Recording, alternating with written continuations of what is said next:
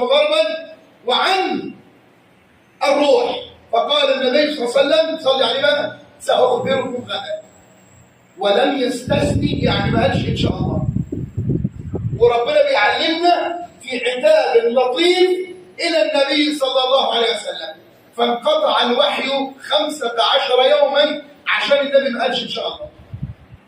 لما يجي واحد مننا ويعني فاكر إنه ممكن يقدر يعمل أي حاجة من دون مشيئة الله فأنت خاسر.